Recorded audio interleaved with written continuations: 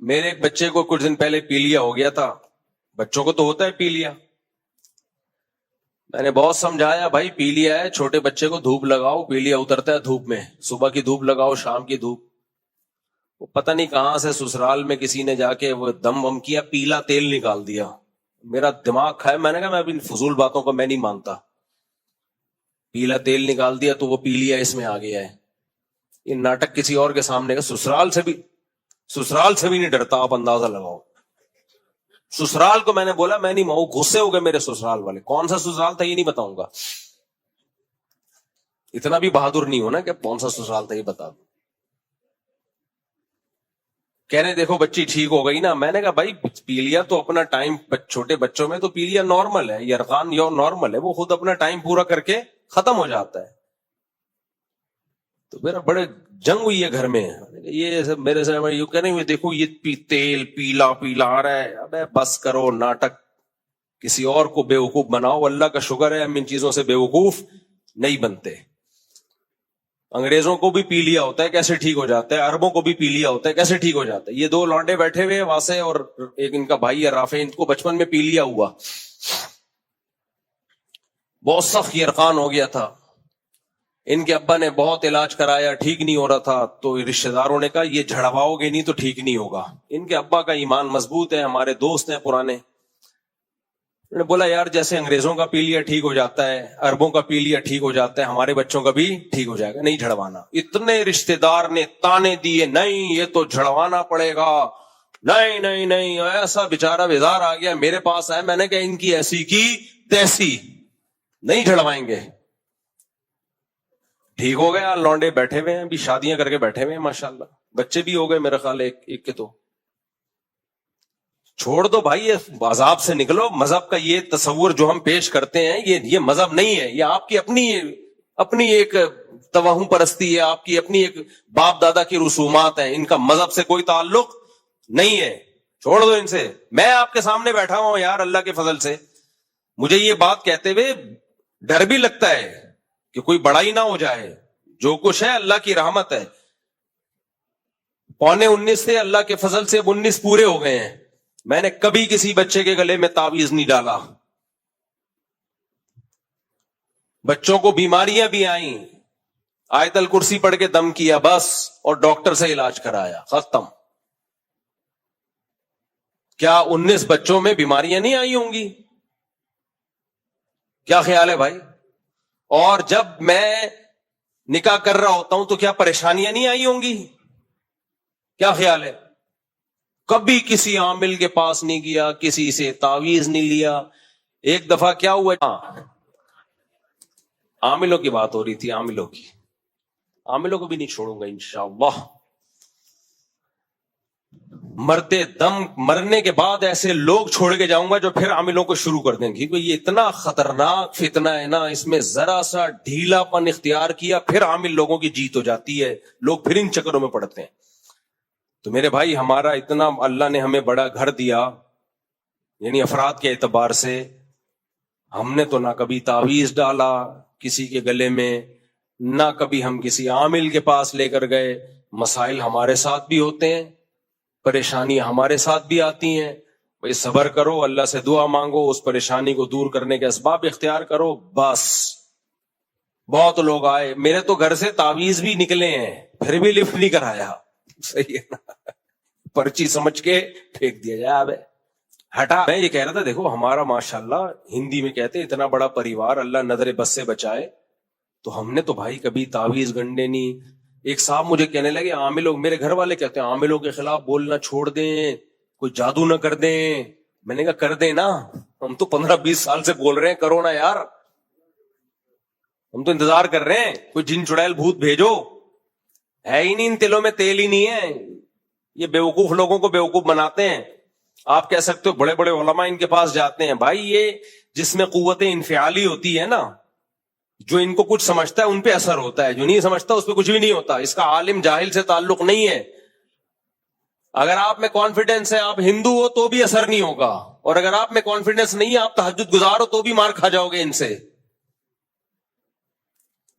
Confidence ہونا چاہیے, confidence بہت کچھ کروا دیتا ہے. ایک चूहे ने हथनी को पैगाम भेजा था शादी का, हथनी को गुस्सा आया कि तू कमबख्त अपनी हाइट देख, कलर देख, नीच खानदान के घटिया आदमी। चूहे ने बोला कॉन्फिडेंस देख, ये सब चीजों को छोड़। तो कॉन्फिडेंस क्या क्या करवा देता है। तो आमिल तो शाही कोई नहीं।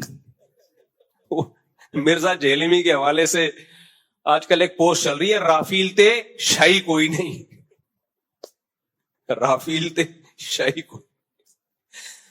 तो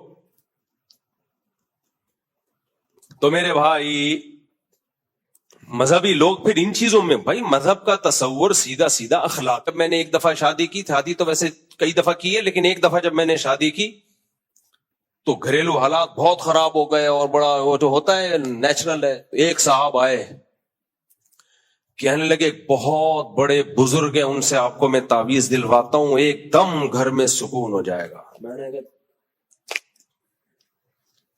मस्जिद है मुनासिब नहीं है, चलिए यहां से दफा हो यहां से। और खुद अपने साथ उसके क्या हुआ, शादी हुई और 1 महीने बाद तलाक हो गई उसकी। मैंने कहा तू अपने तावीज से अपने आप को तो ठीक कर नहीं सका। मैं ठीक करेगा, ये तो नेचुरल है भाई। जब शादी होगी तो बर्थडे होंगे, तो झगड़े होंगे। आपने शादी की है, जब शौकन आएगी तो पहली वाली को तो बेचारी को आपने ज़बा कर दिया ना, उसको तो चीखने भी नहीं दे रहे, उसको आप झगड़ने भी नहीं दे रहे, तो झगड़ेगी भाई, उसका हक बनता है। और आप टेंशन में भी जाओगे क्योंकि हम भी इंसान हैं। तो ये सब कुछ नेचुरल है। 100% दुरुस्त अगर किसी के घर में सब कुछ और चल रहा है तो ये नॉर्मल आदमी नहीं है। फिर इसका मतलब है सब घरों में सब कुछ होता है, लड़ाई भी होती है, मोहब्बतें भी होती हैं, झगड़े भी होते हैं, सुलह भी होती है, सब नेचुरल है। ये क्या है, नेचुरल। अभी एक जानने वाले ने दूसरी शादी की, उसके जो पहले ससुर थे उन्होंने ऐसी वाट लगाई है उसकी, रोते हुए मेरे पास आए, यार मेरी तो ऐसी की तैसी कर दी मेरे ससुराल वालों ने, मैंने हलाल किया है, हराम तो नहीं किया। मैंने कहा नेचुरल है। मैंने क्या कहा, नेचुरल भाई, ये तो नेचुरल है तो होगा। फिर 2 महीने बाद आए, अबे भाई वो तो ऐसा को क्या मैं पूरी डिटेल बताऊं, वो समझ जाएंगे, फिर मेरी बात हो रही है भाई, उन्होंने तो ये भी धमकी दे दी है और FIR कटा दी है। मैंने कहा नेचुरल है। फिर 1 महीने बाद आया, अब तो ये कर लिया, बच्चे छीन लिए। मैंने कहा नेचुरल है। वो गुस्से हो गए, क्या यार हर चीज नेचुरल है, उनको गुस्सा आया ना। मैंने कहा ये भी नेचुरल है, ये गुस्सा आना भी क्या है, नेचुरल। जब ऐसी नसीहतें सुनता है तो भी गुस्सा आता है। फिर कहने मैं क्या करूं, मैंने कहा कुछ भी नहीं करो, जो करना था कर लिया है आपने, अब आपने कुछ नहीं करना, आपने जो करना था वो कर लिया है, अब उनकी बारी है। कहने फिर इसका होगा क्या, मेरा क्या होगा कालिया। उन्होंने कहा, मैंने कहा तेरा ये होगा, ससुराल तुझे थकाएगा, टेंशन देगा, थका थका के एक दिन खुद थक जाएगा, बस और कुछ नहीं होगा। तो अब तेरा इम्तिहान है, तू सब्र कितना करता है। बस तूने आगे से जवाब नहीं देना, रिप्लाई नहीं करना है, बस सब्र। वहां से तोपें आएंगी, मिसाइल आएंगे और फायरिंग होगी, तुमने क्या करना है, सब्र। बस अब तुम्हारे सब्र का इम्तिहान है, तुमने तो जो करना था कर लिया, तो अब तुम चुप करके बैठ जाओ, आराम से भूल जाओ। जो सब्र करता है वो जीत जाता है जंग। 1 साल 1.5 साल 2 साल, मैंने कहा कब तक, बिलाखिर आ जाएंगे इंशाल्लाह, सेट हो जाएंगे। ज्यादा मसला जब होता है जब उधर से तड़ी आई, आपने भी तड़ी लगा दी इधर से, फिर खराब होगा। बोले कमबख्त हमारी बेटी पे सौगन भी लेकर आया और तड़ियां भी लगा रहा है। तो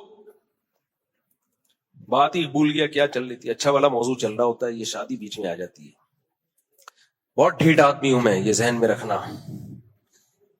हाँ, 2 तरीके तो बेहतरीन है पैसा कमाने के, आमिल बन जाओ, रूहानी इलाज शुरू कर दो, जिन चुड़ैल भूत भगाना शुरू कर दो। पता नहीं हमारे मजहबी लोग घूम फिर के, एक बड़ी अच्छी मजहबी जमात है, अच्छा भला काम कर रही थी यूनिवर्सिटियों में, कॉलेजेस में, मैं नाम लेना मुनासिब नहीं समझता, नौजवानों में बड़ा अच्छा काम था उनका।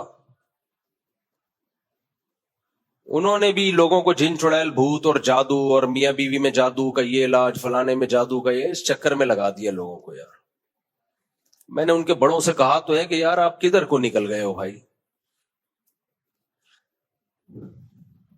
فلانے میں جادو ہوا تو یہ علاج ہے. بھائی کہاں سے؟ بس جادو ہو گیا، سورہ فلق سورہ ناس پڑھ کے دم کرو. اور اتنا آسان نہیں ہے یہ. اپنی غلطیوں کو جادو پہ ڈال دیتے ہیں.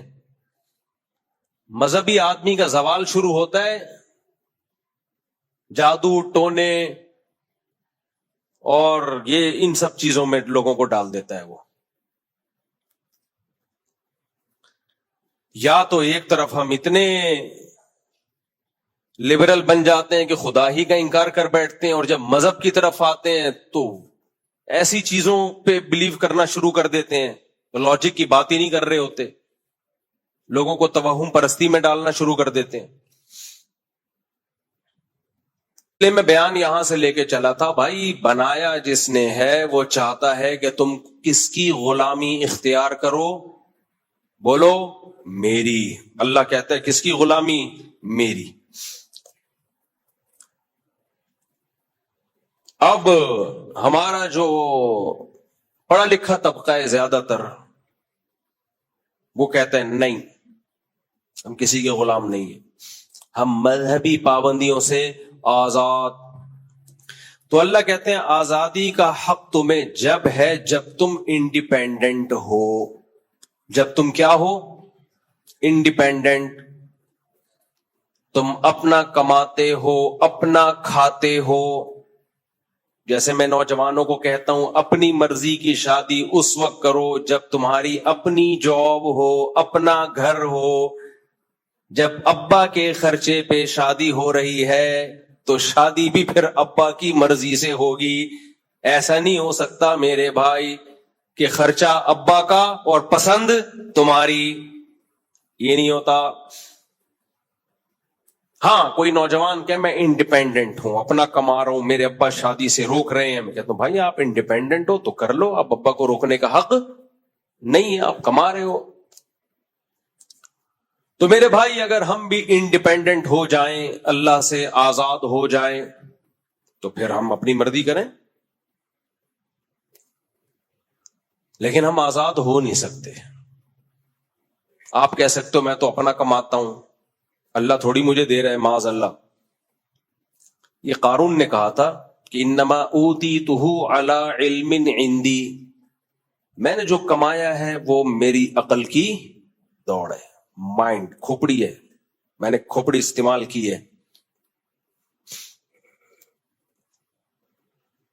بھائی کھوپڑی تو نے استعمال کی ہے، سب سے پہلی بات یہ کھوپڑی تجھے جہیز میں ملی ہے، سسرال نے دی ہے تجھے.